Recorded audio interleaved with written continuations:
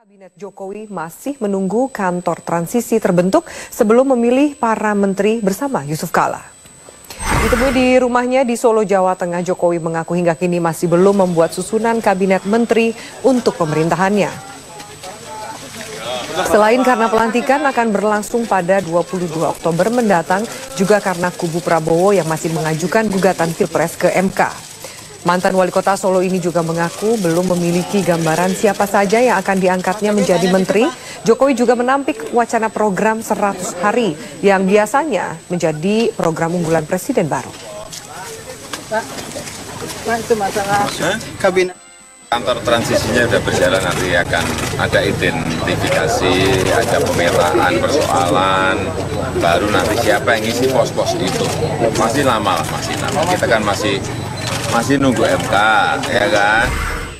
Pemirsa, masih dalam suasana lebaran, namun riak-riak politik yang akan terjadi tidak begitu saja mudah dikesampingkan karena proses transisi kepemimpinan nasional masih akan terus berjalan. Silaturahmi para elit juga bisa dimaknai lobby politik yang turut menentukan warna politik dalam beberapa waktu ke depan. Nah, bagaimana peta politik pasca lebaran? Kita langsung akan mengulasnya dengan politisi Partai Golkar sekaligus juga Ketua GP Ansor, Mas Nusron Wahid. Selamat malam, Mas Nusron. Selamat malam, Assalamualaikum warahmatullahi wabarakatuh. Waalaikumsalam. Saya masih boleh mengenalkan Anda sebagai politisi Partai Golkar atau Anda mau menjelaskan status Anda nih sebenarnya apa? Masih ya? Masih. Belum dipecat ya?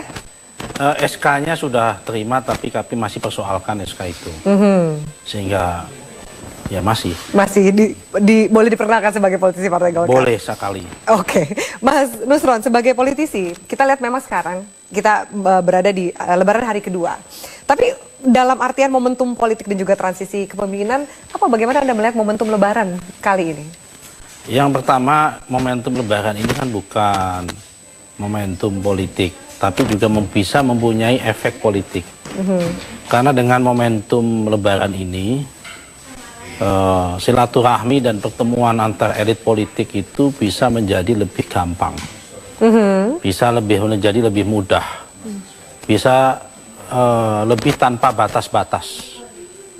Yang semula sulit ketemu bisa menjadi gampang ketemu. Yang semula ketemu pakai syarat bisa pertemuan itu tanpa syarat. Pokoknya asal yang merasa dirinya lebih mudah ya ketemu gitu aja. Gitu. Ya itu. Karena ini kan tradisi kita ya, tradisi Indonesia. Karena halal bihalal itu adalah tradisi Indonesia. Tidak ada umat Islam lainnya di Timur Tengah sana itu ada tradisi halal bihalal. Halal bihalal. Oke. Nah, ini kan ada halal bihalal. Kemudian bahwa dalam konteks silaturahmi halal bihalal ini mempunyai impact politik, ya kalau memang itu positif ya harus kita lanjutkan. Tapi kalau memang itu impactnya negatif ya saya pikir tidak usah dilanjutkan. Tapi saya yakin ini lebih banyak positifnya yang namanya halal bihalal itu dan silaturahmi itu daripada negatifnya. Oke. Termasuk juga di tubuh Partai Golkar? Ya, termasuk juga di tubuh Partai Golkar. Ya kan, masing-masing tokoh melakukan kunjungan ke tempat-tempat yang lain juga. Ya kan, yang semula berseberangan. Kayak saya kemarin waktu berseberangan dengan beberapa tokoh Golkar, saya sebagai yang muda saya datangi. Saya datang ke Pak Akbar Tanjung.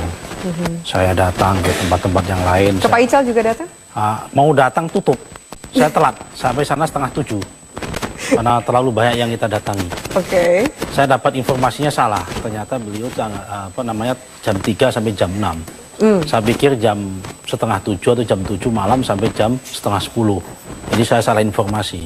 Mas Nusron, kita akan jeda. Namun, nih saya kutip pernyataan Anda ya, mengatakan bahwa untuk Golkar ke depan harus ada bersih-bersih di Golkar. Apa sih yang Anda maksud dengan bersih-bersih? Jangan dijawab dulu, juga bergabung bersama kami pemirsa Profesor Hamdi Muluk. Sesaat lagi tetaplah bersama kami di